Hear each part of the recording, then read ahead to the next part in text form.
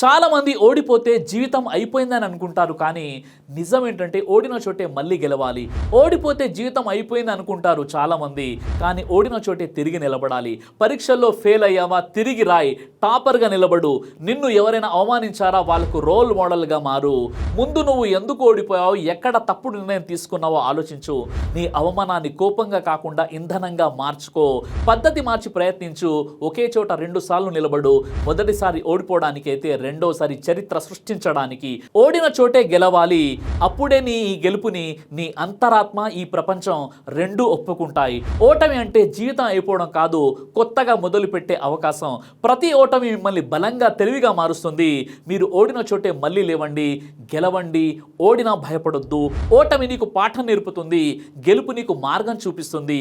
ఓడిన చోటే గట్టిగా నిలబడు, గెలుపు నీ సొంతం అవుతుంది.